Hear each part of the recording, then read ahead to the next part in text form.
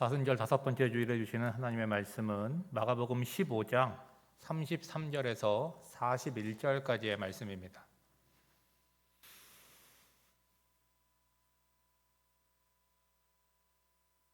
찾으셨어요? 한 절씩 교독하겠습니다. 제6시가 되매 온 땅에 어둠이 임하여 제9시까지 계속하더니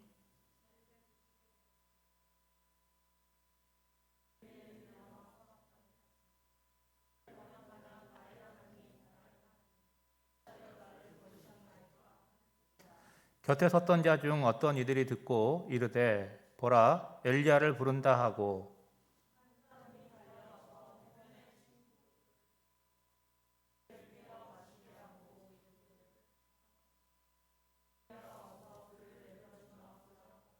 예수께서 큰 소리를 지르시고 숨지시니라.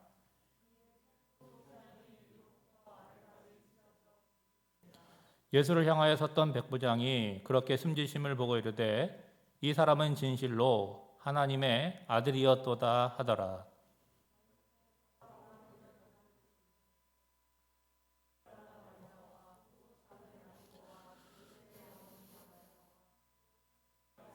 함께 읽습니다. 이들은 예수께서 갈릴리에 계실 때에 따르며 섬기던 자들이요 또 이 외에 예수와 함께 예루살렘에 올라온 여자들도 많이 있었더라. 아멘. 성경을 읽는데 자신감이 없어요. 왜? 하늘의 음성, 땅의 고백이라는 제목으로 하나님 말씀을 전하도록 하겠습니다. 지난주에 있었던 미국 아카데미 시상식에서 초유의 소동이 있었어요.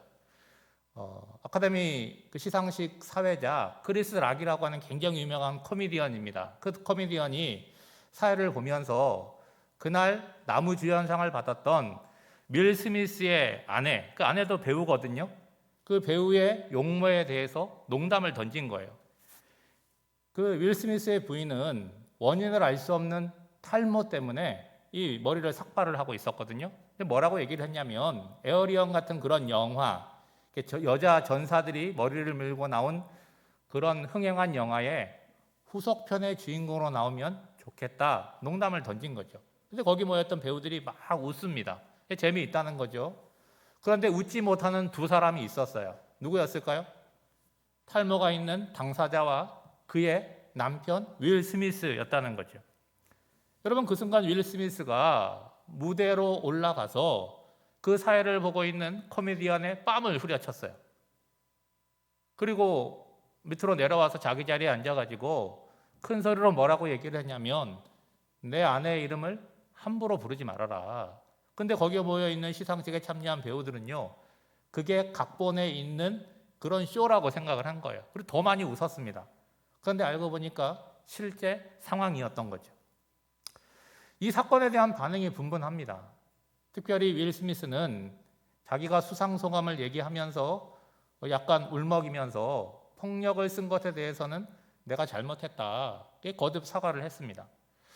여러분은 어떻게 생각을 하세요? 어떤 사람들은 그의 수상을 박탈해야 된다는 사람들이 있습니다. 특별히 우리나라 사람들 같은 경우에는 되게 감정적이잖아요.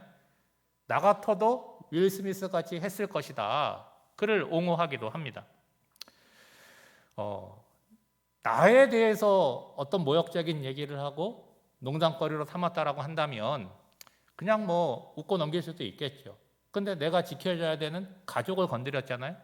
그러니까 이성보다는 감정이 먼저 작동을 했겠죠.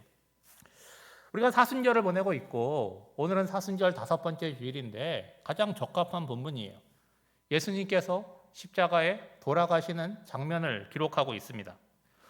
여러분, 예수님께서 십자가에 달려 돌아가시는 이런 말씀을 보게 되면 여러분은 어떤 생각을 하십니까? 여러분, 가룟 유다가 예수님을 팔았잖아요. 그리고 베드로를 비롯한 모든 제자들은 다 도망갔어요. 그 당시 엘리트라고 하는 종교 지도자들은 예수님을 시기하여 죄 없으신 예수님을 로마에 넘겼죠. 그리고 그 모든 것을 바로잡을 수 있었던 빌라도는 예수가 죄가 없다는 건 알겠지만 나로서는 최선을 다했고 어쩔 수가 없다. 예수에게 십자가형을 선고하고 자기는 책임이 없다고 물로 손을 씻어요. 그런다고 책임이 없어지겠습니까? 여러분, 우리가 사도신경으로 고백하잖아요. 본디오 빌라도에게 고난을 받으사. 그리고 아무런 이해관계도 없는 로마 병정들 어떻습니까? 예수에게 욕을 뱉고 갈대로 머리를 치고 괴롭히잖아요. 심지어는 예수님과 함께 십자가에 못 박혔던 강도들까지도 예수님에게 욕을 하죠. 여러분, 이런 모든 과정을 보면서 인간의 본질 속에 있는 죄성을 봐야 되는 거예요. 우리가 그럴듯한 모습으로 세상을 살아가지만 우리가 얼마나 못났고 추악한 본성을 가지고 있는지를 생각해 보셔야 되는 거예요. 누구는 그렇고 나는 아니라고 얘기할 수 없습니다. 여러분, 예수님께서 붙잡히시고 십자가에 달려 죽는 모든 과정을 보면 모든 인생들이 동일하다는 것이죠. 여러분, 이 소란함 속에 예수님만 침묵하고 계십니다. 고난과 수치를 당하시고 모욕과 조롱을 당하시는데 아무런 대꾸를 안 하세요. 그런데 우리가 이런 말씀을 볼 때마다 간구하게 되는 게 뭐냐? 하나님 아버지를 잊어먹고 있다는 거예요. 여러분, 하나님 아버지가 침묵하고 계시잖아요. 당신의 아들이 십자가에 달려 죽어 가시는데 하나님은 아무런 말씀을 하지 않습니다. 예수님을 십자가에 못 박은 후에 사람들이 보여주는 이 반응, 세 단어가 등장을 하는데 모욕과 희롱과 욕설입니다. 여러분, 눈에 보이는 예수를 향하고 있지만 사실은 누구를 향하는 거예요? 눈에 보이지 않는 하나님을 향한 모독이고 조롱이라고 할 수 있겠죠. 무엇보다 십자가에 달린 예수님에게 뭐라고 조롱합니까? 너가 하나님의 아들이라면, 메시아라면 십자가에서 내려와 봐라. 누구를 향한 거예요? 눈에 보이지 않는 성부 하나님에 대한 모독이라고 할 수가 있죠. 심지어 오늘 본문을 보시면 예수님께서 십자가에서 내 아버지, 주님을 간절하게 부릅니다. 그럼에도 불구하고 하나님은 침묵하시고 대답하지 않으시죠. 여러분, 성경을 통해서 알고 있는 하나님은 어떤 분이세요? 전지전능하신 분이시죠. 그렇지 않습니까? 그리고 그런 걸 떠나서 십자가에 달려 죽으시는 예수님과의 관계를 보면 하나님은 아버지시잖아요. 그런데 그 아들이 십자가에 달려 죽으시는 것을 그냥 보고 계시고 그들을 향해서 모욕하고 조롱하는 말을 보고 그냥 듣고 계십니다. 여러분, 우리 부모님이 우리를 사랑하지만 능력이 제한되어 있기 때문에 우리의 모든 것을 책임질 수가 없어요. 그런데 하나님 아버지는 창조주이시고 세계와 역사의 주관자이신데 당신의 아들이 십자가에 달려 죽으시는 것을 그냥 보는 게 쉽겠습니까? 그 문제를 해결하는 게 쉽겠습니까? 침묵하시는 게 훨씬 어렵다는 것을 우리가 기억해야 되는 것이죠. 여러분, 하나님께서 침묵하신 이유가 뭐냐? 그것은 예수님께서 십자가에 달려 죽으실 수밖에 없는 이유와 동일한 거예요. 그것은 죄로 인해서 하나님과 멀어진 우리들을 구원할 수 있는 유일한 방법이 뭐예요? 예수님께서 십자가에 달려 죽으셔야 되고 하나님께서 그것을 허락하셔야 된다는 거예요. 그래야만 저와 여러분이 구원을 얻을 수 있기 때문입니다. 여러분, 오늘 본문을 보시면 33절을 좀 보세요. 제6시가 되매 온 땅에 어둠이 임하고 제9시까지 계속하더니 예수님께서 십자가에 못 박히신 시간은 제3시였어요. 여러분, 성경에 나오는 시간은 6을 더하면 오늘의 시간이에요. 그러니까 오전 9시에 십자가에 못 박힌 거죠. 그리고 정확히 3시간이 지나서 12시 정오가 된 거예요. 그 무렵부터 어둠이 임하기 시작했다는 거예요. 여러분, 상식적으로 낮 12시에서 오후 2, 3시가 하루 중에 어떻습니까? 해가 가장 높은 곳에 떠서 가장 밝고 뜨거운 시간이잖아요. 여러분, 여름철에 그 바깥에서 야외 활동을 할 때 낮 12시부터 오후 2시까지는 주의해야 된다는 것을 우리가 상식으로 알고 있잖아요. 그런데 바로 그 시간인 정오부터 오후 3시까지 온 땅에 어둠이 계속되었다는 거예요. 그냥 비가 내린 게 아니에요. 천둥과 번개가 친 것도 아닙니다. 그저 어두웠다는 거예요. 왜 어두웠을까요? 해가 빛을 잃었거나 뭔가에 가려져 있었겠죠. 여러분, 가장 밝아야 될 그 시간, 가장 뜨거워야 될 그 시간, 왜 어두웠을까요? 알 수가 없죠. 하나님께서 사랑하는 아들을 참아 보실 수 없어서 어둡게 하신 건 아닐까 생각할 수가 있죠. 여러분, 어둠이라고 하는 것은 유대인의 전통에서 심판입니다. 심판을 상징하는 거예요. 여러분, 출애굽기를 보면 하나님께서 이스라엘 백성들을 출애굽시키기 위하여 애굽 땅에 10가지 재앙을 내리잖아요. 여러분, 9번째 재앙이 뭔지 아세요? 어둠, 흑암의 재앙입니다. 여러분, 첫 번째 재앙부터 강도가 점점 세지는데 레벨 9의 어둠이 있어요. 그러니까 어둠이라고 하는 것이 가장 큰 재앙이고 가장 큰 심판이라는 것을 알 수가 있죠. 예수님이 처음 십자가에 못 박히시고 처음 3시간은 인간들의 승리처럼 보였습니다. 종교 지도자들은 자신들이 원하는 대로 예수님을 십자가에 못 박았으니까 마음으로 만족했겠지요. 그리고 로마 병장들은 예수님을 십자가에 못 박아놓고 뭐 하는 거예요? 웃고 떠들면서 예수님의 옷을 제비 뽑아 나누어 갔습니다. 그리고 십자가를 바라보는 모든 사람들은 마음껏 희롱하고 조롱하고 욕을 하지요. 그 모든 대상은 누구예요? 성자 예수님과 성부 하나님을 향한 거예요.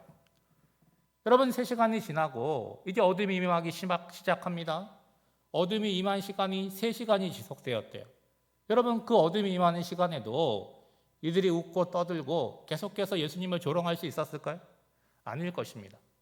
마음에 두려운 마음이 들었겠죠. 그리고 자신들의 행위에 대해서 후회하는 마음이 생겼을지도 모릅니다. 우리가 예수님을 죄가 없으신데 십자가에 못 박은 건 아닐까? 그분은 메시아가 아니었을까? 자신들의 행위에 대해서 어떤 두려움과 후회를 갖는 사람들도 있었을 것입니다. 하나님은 이 상황에서 아들에게 말씀하는 대신, 세상에 말씀하는 대신 오히려 세상을 어둡게 함으로 보지 않으시고 말문을 막으신 것은 아닌가라고 생각할 수 있겠죠. 이제 예수님은 십자가에 달리신 지 6시간이 지났어요. 오후 3시가 되었습니다. 십자가에 달리신 예수님께서 큰 소리를 토해내십니다. 여러분, 우리가 교회를 다니셨으면 가상칠언이라는 말을 들어보셨을 거예요. 예수님께서 십자가상에서 하신 7마디의 말씀을 얘기하는 거죠. 그런데 마가복음에는요, 그 말씀 가운데 하나만 기록되어 있어요. 여러분, 34절 말씀입니다. 제9시에 예수께서 크게 소리 지르시되 엘리 엘리 라바 사박다니 하시니 이를 번역하면 나의 하나님 나의 하나님 어찌하여 나를 버리셨나이까 하는 뜻이라. 여러분, 이 말씀은 시편 22편 1절 말씀이에요. 예수님께서 그 말씀을 아람어로 지금 큰 소리를 외치신 거예요. 마가는 그 아람어를 헬라어로 자신의 복음서에 기록해 놓은 거죠. 그리고 비유대권 독자들을 위해서 그 뜻이 무엇인지를 해석해 놓고 있습니다. 여러분, 예수님의 마지막 부르짖음이 여러분의 귀에는 어떻게 들리세요? 아들을 외면하고 버리시고 유기하시는 무정한 하나님 아버지처럼 느껴지십니까? 여러분, 시편 22편은 의인이 마치 하나님이 없는 것과 같은 그런 고통스러운 순간을 놓고 기도하지만 22편을 다 읽어보면 그렇게 끝나지가 않아요. 하나님의 뜻과 섭리가 성취되는 것으로 끝이 나요. 다시 말해서 예수님께서 십자가에 달리심으로 이루어진 일이 무엇이냐, 그것이 시편 22편에 기록되어 있다는 거예요. 여러분, 집에 가서 한번 읽어보시기 바랍니다. 길으니까 다 소개할 수는 없고 제가 2절만 소개해 드리겠습니다. 시편 22편 27절 28절 말씀이에요.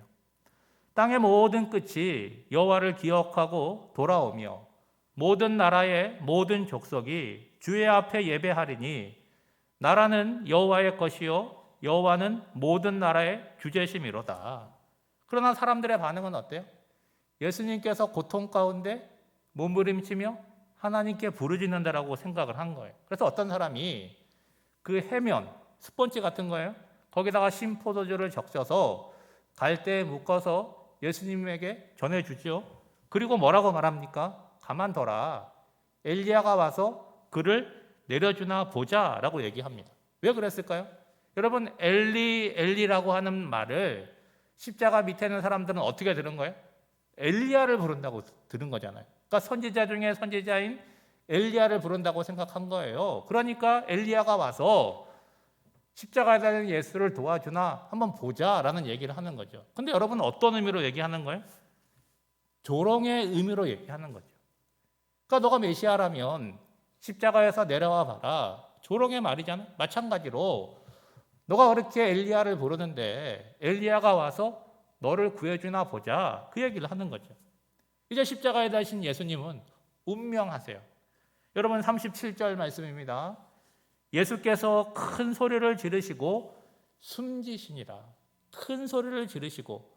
여러분 마가복음에는 큰 소리의 내용을 기록하고 있지 않아요. 그런데 여러분 예수님의 가상칠언 가운데 마지막 말이 뭡니까? 요한복음에 기록되어 있죠. 다 이루었다. 헬라어로는요 테텔레스타이라고 하는 단어예요. 이게 상거래나 그리고 법정 용어로 사용할 때는 마침 그리고 약속의 완성이라는 의미를 갖고 있습니다. 무엇보다도 상거래에서 사용할 때는 값을 다 지불했다. 채무자가 채무를 다 갚았다. 지불 완료라는 의미를 갖고 있습니다. 여러분 이게 우리에게 무슨 뜻일까요? 우리로서는 갚을 수도 없고 해결할 수 없는 죄의 빚을 예수님께서 십자가에 죽으심으로 지불을 완료하셨다는 거예요. 1원도 남기지 않았다라고 하는 것이죠. 그러니까 예수님으로 인해서 죄와 사망이 요구하는 죄의 값을 우리가 갚을 필요가 없다는 거예요. 그것이 바로 우리가 얻은 구원이고 새로운 생명이라고 하는 것이죠. 이제 예수님께서 숨지시면서 두 가지의 중요한 사건이 일어나는데 하나는 성전에서 일어나는 초자연적인 사건입니다. 또 하나는 십자가 아래에서 한 인간이 예수님을 향하여 드리는 고백이에요. 먼저 38절을 보시면 이에 성소 휘장이 위로부터 아래까지 찢어져 둘이 되니라. 여러분 예루살렘 성전의 원형은 이스라엘 백성들이 출애굽해서 광야에서 하나님의 임재를 경험했던 성막이잖아요. 여러분 성전이든 성막이든 그 구조 자체가 개방적입니까? 폐쇄적입니까? 폐쇄적인 거예요. 그러니까 성막도 마찬가지고 성소도 마찬가지인데 그 안에는 아무나 들어갈 수가 없어요. 특별히 이 성전은 성소와 지성소로 구분되어 있는데 그 지성소는요 어느 누구도 들어갈 수가 없어요.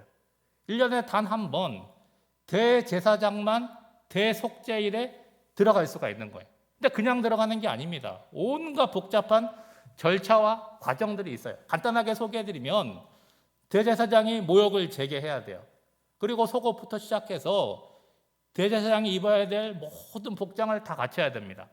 그리고 자신과 자기 가족을 위하여 속죄의 짐승을 잡고 피를 뿌리고 하나님이 말씀하시는 모든 과정을 다 준비하고 나서 그 후에 비로소 지성소에 들어가게 되는 거예요. 지성소에 들어갔다가 죽어서 못 나올 수도 있는 거예요. 그러니까 단순하게 말하면 인간이 하나님을 뵙는 과정 자체가 아주 복잡하고 그리고 폐쇄적이었다라고 하는 것이죠. 여러분 성소와 지성소를 구분하는 게 휘장이라는 거예요. 그 의미를 살펴보면 하나님의 임재가 있는 그 하늘 그리고 인간이 갈 수 있는 그 마지막 경계선, 땅의 경계선 거기에 있는 것이 휘장이라는 거예요. 그런데 예수님께서 죽는 순간 그 휘장이 위에서부터 아래로 찢어졌다는 것은 어떤 의미가 있습니까? 예수님의 죽음으로 하나님께 나아가는 새로운 길이 열려졌다는 것을 알 수가 있겠죠. 앞서 예수님께서 십자가에 달려 있을 때 사람들이 조롱한 내용이 있습니다. 뭐라고 조롱했냐면 아하 성전을 허물고 사흘 만에 짓는다는 자여 라고 얘기를 했어요. 인간의 물질, 인간의 수고, 인간의 헌신의 집합체가 뭐예요? 그게 예루살렘 성전이었다는 거예요. 여러분 한 50년에 걸쳐서 수많은 돈과 수많은 노동력과 수많은 시간을 통해서 성전이 지어졌어요. 오늘 본문의 상황에서는 성전이 완공된 것도 아니에요. 근데 여러분 성전은 어떤 것입니까? 거룩한 곳이잖아요. 하나님의 임재가 있는 곳인데 예수님께서 성전 정화를 하실 때 뭐라고 말씀하셨어요? 강도의 소굴이 되었다라고 얘기했잖아요. 거기서 끊임없이 번제를 드리고 화목제를 드리지만 그 제사를 드리는 사람들의 마음은 어때요? 탐욕과 욕심으로 가득해져 있었다는 거예요. 그러니까 그 성전이라고 하는 겉으로는 멀쩡한데 그 내부의 기능은 다 상실해버린 껍데기만 있는 그런 장소였다는 거예요. 그 성전이 예수님의 십자가의 죽음으로 허물어진 거죠. 그리고 예수님의 부활하심으로 새 성전, 교회, 주님의 몸으로서의 교회가 새로 탄생하게 되는 거예요. 여러분, 이 내용을 자세하게 설명하는 책이 히브리서 10장입니다. 요약해서 말씀을 드리면 과거의 성전을 중심으로 드렸던 피 흘리는 제사를 드렸잖아요. 그 제사가 제사 드리는 사람의 죄를 멈추게 하지 못했다는 거예요. 그러면 어떻게 해야 되는 거예요? 또 번제를 드려야 되고 또 피를 흘려야 되고 계속 반복적으로 해야 된다는 거예요. 그런데 예수님의 십자가 사건은 그것과 어떻게 다르냐? 예수님께서 자신이 스스로 대속제물이 되어서 영원한 제사를 단번에 드림으로 우리를 죄에서 건지시고 거룩하게 하셨다는 거예요. 여러분, 히브리서 10장 19절에서 20절 말씀입니다. 그러므로 형제들아, 우리가 예수의 피를 힘입어 성소에 들어갈 담력을 얻었나니 그 길은 우리를 위하여 휘장 가운데로 열어놓으신 새로운 살 길이요 휘장은 곧 그의 육체니라. 여러분, 무슨 뜻인지 아시겠죠? 히브리서에 따르면 성소 휘장은 예수님의 육체를 가리킨다는 거예요.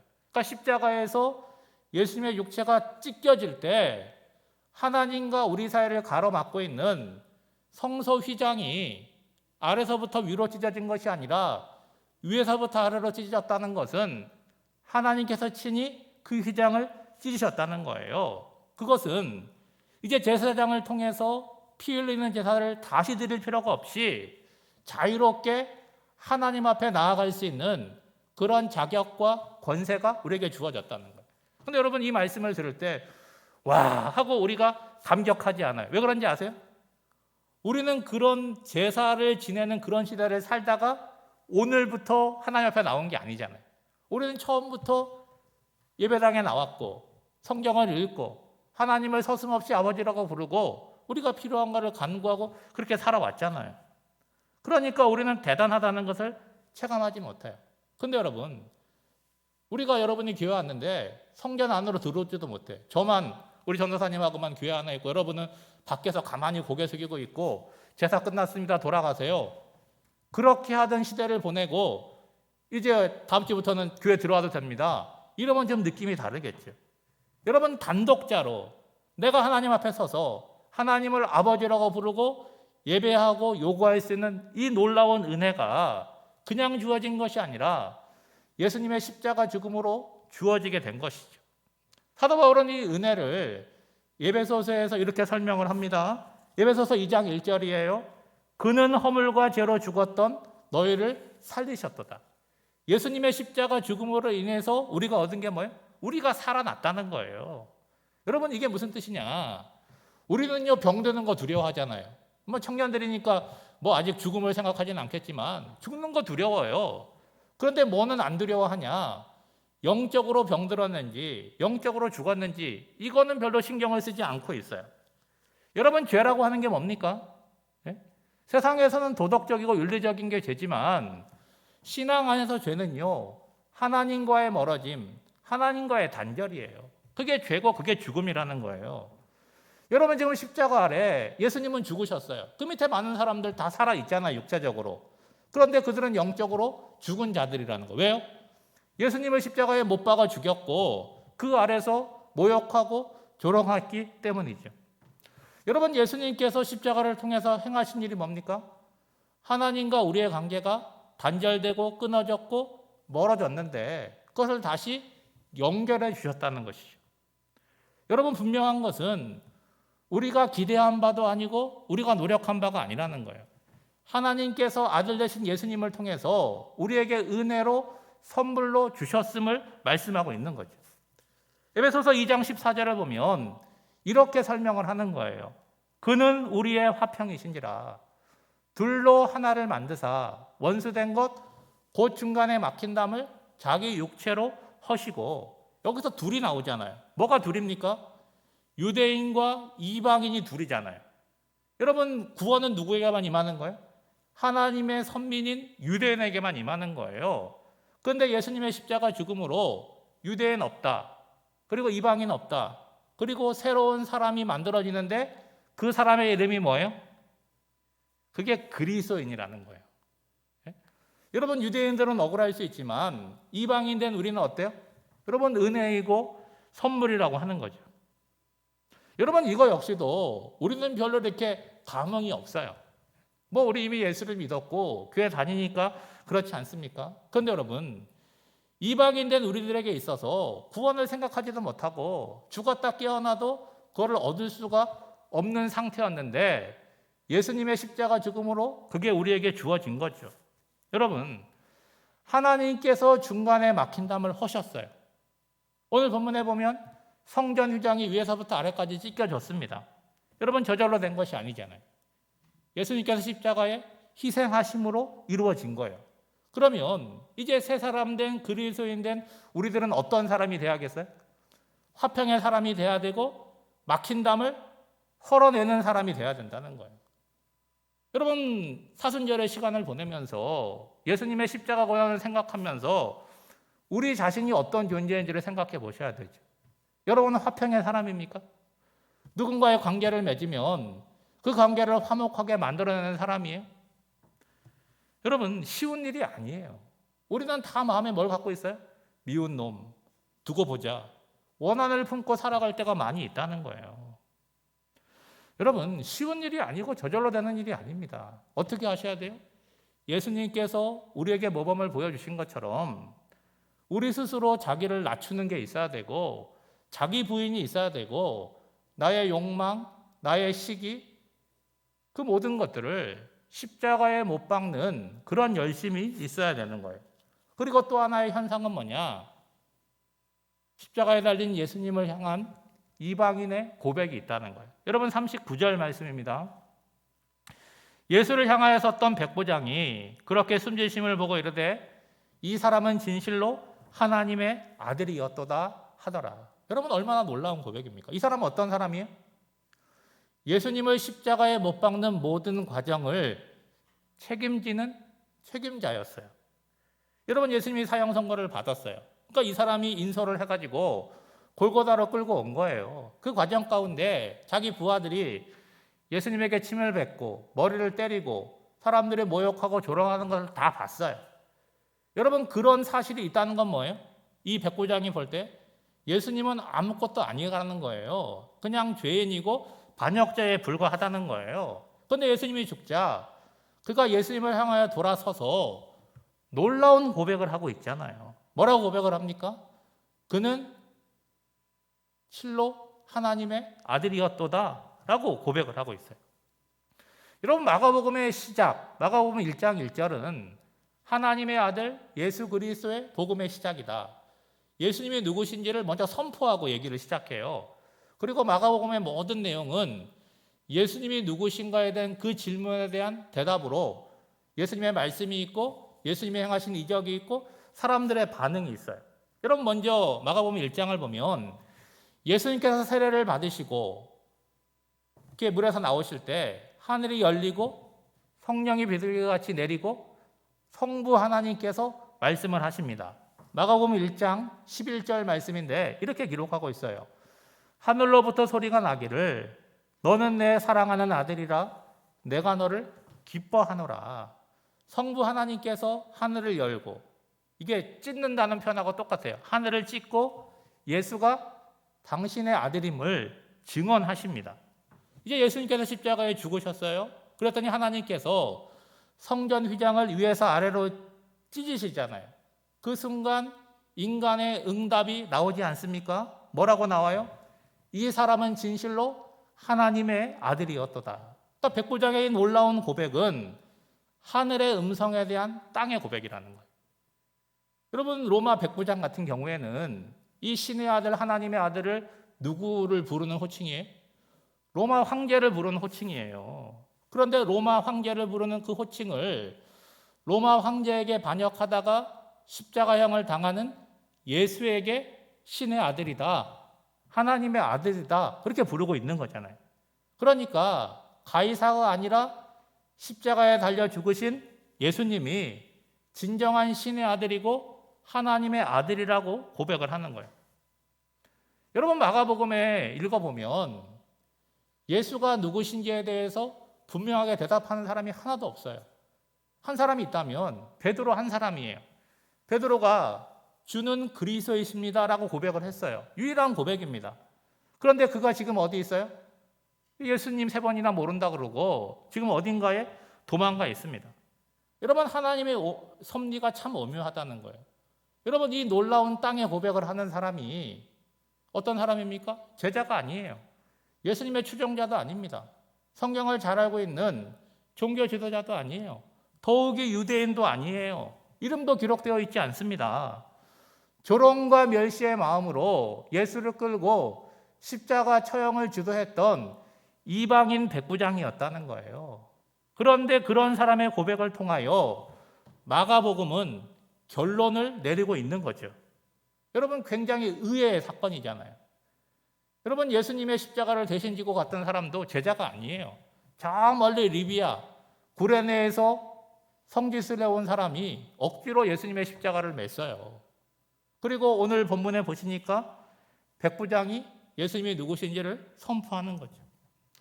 사랑하는 청년 여러분, 성경은 우리에게 분명하게 말씀하고 있죠. 예수를 믿는다는 것은 승리와 영광의 자리만 생각을 하고 내가 무엇을 얻을까, 그런 사람이 아니라 수치와 고난의 자리에서 예수님이 누구신지를 알고 올바른 신앙 고백하는 사람이 그리스도인이고 주님의 제자라고 말씀을 하는 거죠. 여러분은 매주 하나님의 말씀을 듣잖아요.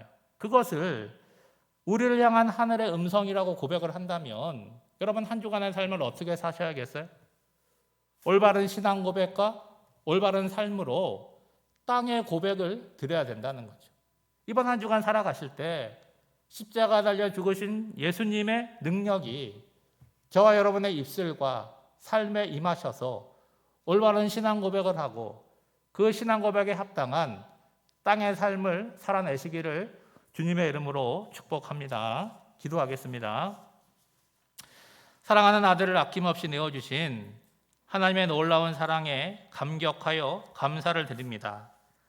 죄와 허물로 죽은 저희들을 사랑하시고 구원해 주셨으니 그 은혜에 합당한 삶을 살아내겠습니다. 그 삶은 신앙적인 행위로 이루어지는 것이 아니라 변화된 심령으로 예수가 누구신지를 아는 삶임을 깨닫습니다. 사순절 5번째 주간이 하늘의 음성을 들은 자로서 땅의 고백을 드리며 살아가게 하옵소서. 예수님의 이름으로 기도하옵나이다. 아멘.